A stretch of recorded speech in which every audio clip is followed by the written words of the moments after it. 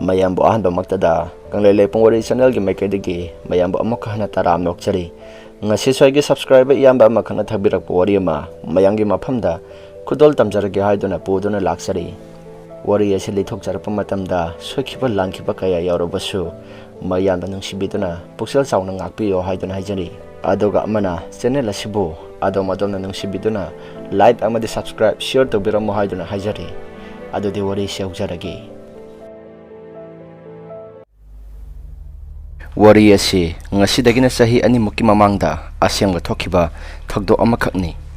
wari asi ai isamakta thengnajarakpana channel asigi maikaida aina mo hapsarakpani matamado aise college tamna thaba atai tei kayasu suba sacharami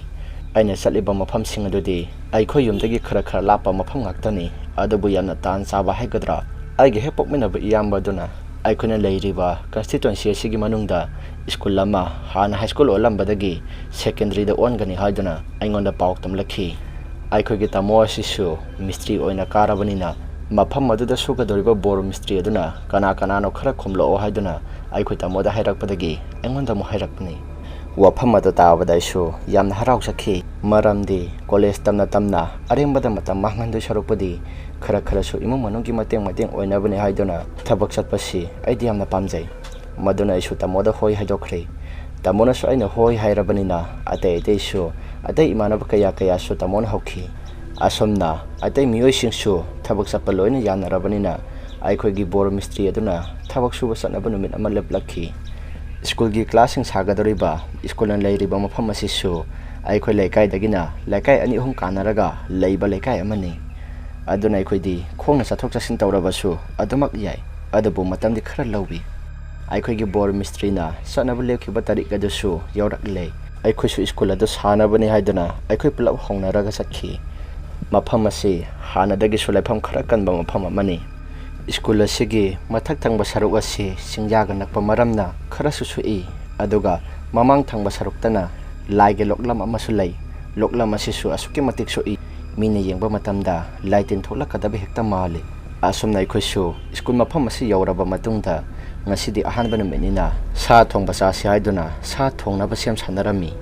mafam asida school semna bani haiduna lakliba ai khoisi pulamna ai khoi taramukni ai khoi taramuksina sak loiraba matungda saksa na ba sem sanarami adamna saksa gi haiduna hek tawba matamda ai khoina leiriba rum masigi mathak thangba tinthak aduda karino khangdaba posak amana leitum sumali yamna kana thomba horakhi adubu ai khoidi mi atopana thomlakli boy khanduna domina lekhi sakso asum sanarakpana losilamdai ki tanja aduda wapal maraktagi angang ama yamna kappagi makhola mata rakhi mata wasidai khoisu ai khoi masel amaga yingnaraga mitkuptaba makhai leinarami adubu ai khoigi bor mystery nadi karisu tawroi hogdong oiramgani haiduna ai khoi pumna mapu thamjembikhi adumna bor mystery aduna hairaklabani nai khoisu saksa badusu kina loisingkhre saksa ba loirabani nai khoisu magi mafamda tumna bani haiduna sem sanarami ai khoigi saksanga ai khona tonggodoriba rum adugadi khara makhadi lapnai makhoi atai di loina tumna khre adubu aidi phamung ona bagira karigino khangdi pakita tomo yadi mafam asisu neka kaya yadabaga isu aigi phonda yawu ise khara do taraga tumthana bani haiduna themjarami aina tumthagi haiduna hek torokpa tanja aduda sing thangba saruktagi nupi amana yamna ningamdana kappagi khonjalda aina taba horakhi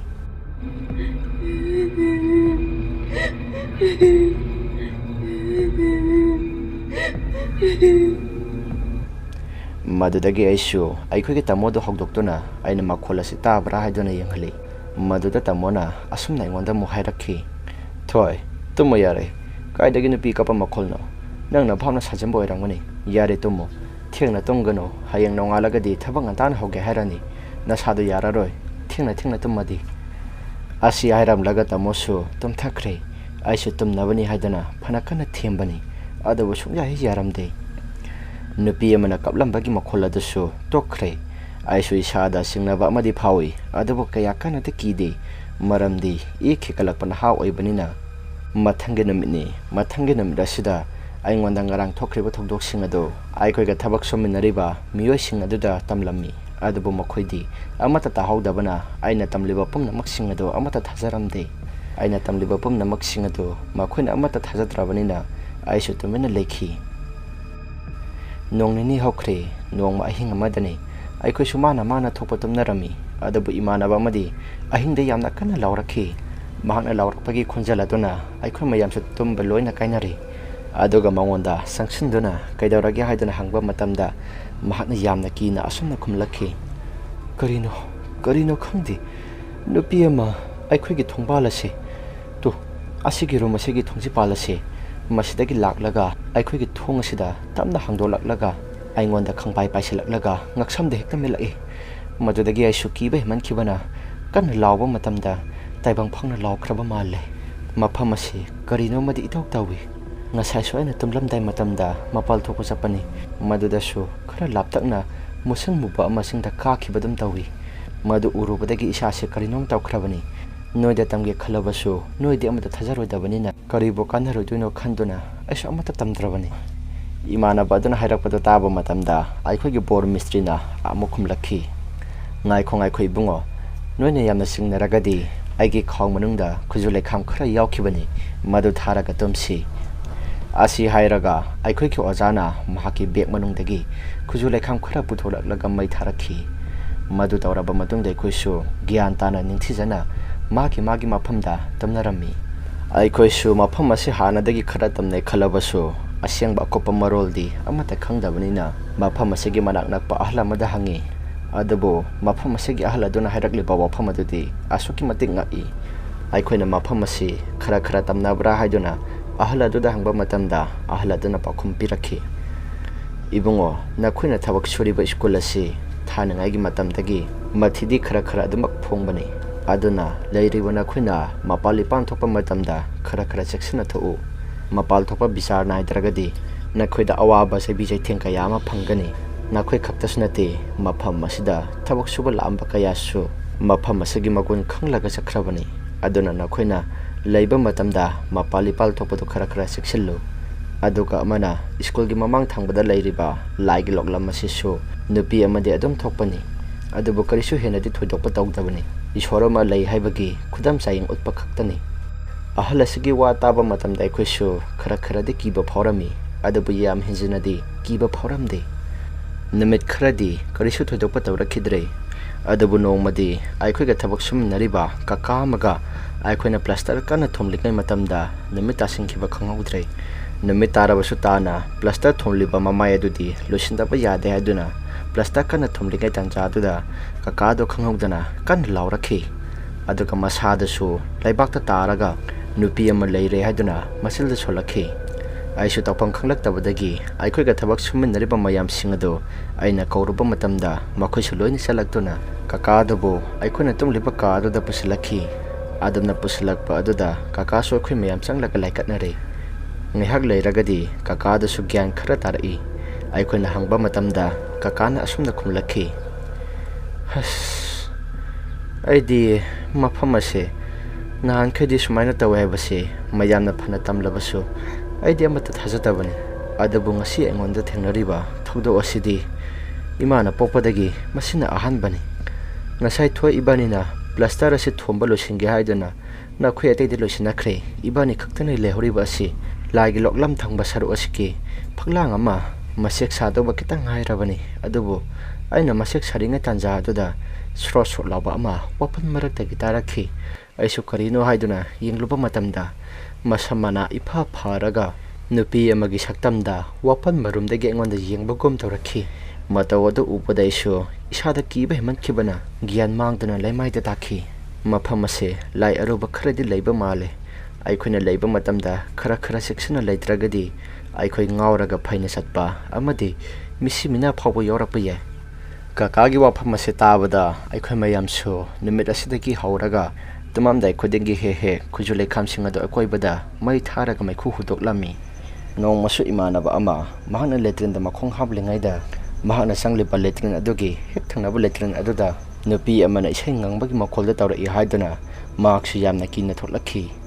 ꯃꯍꯥꯛꯅ ꯇꯝꯂꯤꯕ ꯄꯥꯎ ꯑꯗꯨꯗ ꯑꯩꯈꯣꯏꯁꯨ latrine ꯑꯗꯨꯗ ꯍꯦꯛ ꯆꯪꯁꯤꯜꯂꯒ ꯌꯦꯡꯂꯨꯕ ꯃꯇꯝꯗ ꯀꯅꯥ ꯑꯃꯠꯇ ꯂꯩꯔꯝꯈꯤꯗꯦ꯫ ꯑꯗꯨꯕꯨ ꯌꯥꯝꯅ ꯉꯛꯄ ꯊꯧꯗꯣꯛ ꯑꯃꯅ Mapalda thong loliba letran adubu matau karamna nungthil pobop aduda tamnaba tagadoribano. Imanaba adudi mafam ase tamnare khangbadagi mahaksu akhoi bor mistri aduda mahaki lawpham thokba sel adu lawraga thabak tokhi. Imanaba do hek tokhibadagi aisu isada yam tanba ama phaurakhi maramdi mafam ase nongma nongmagi asum tamnarakpa maramna aina su tamoda wafam khara hairami. Tamo mafam ase laifamsu khara kanbanina ai thaba ase toklage ahing masing yame aina tumlaktriba ase aduna tamo ai thaba ase thokna patawrage aigi wafam adu tabada tamo na mukhum lakhi ngai khothoi mafam ase ai khoda channel khara phangalagasu ai khoida khudong thibadi amata pi dabanina mafam ase adum leiraga thabak suba yagani wara suwana matam khara khaktang di khangkho maduga pulap tokminarasi tamogi wafam maduda isu hoi haiduna yarami adabo aidi mafam asida panthaduna leibasi aidi ajaramde wara suwana matam khara khaktangdi khanglage haiduna isu khalami asumna tamna ba kaya singsi wana khanglaklaba matungda nongmade engonda asumna thengna waibada tamlaba male aikhoi chakhumado saksa botoklaba matungda magi thokpa kolek singado phengnarami adabo aina aroibada saksa loisimba maramna kolek phengba adusu khara thinglami aina kolek adu phengba loiraba matungda sakhumda pokham singado thamlamlaba matungda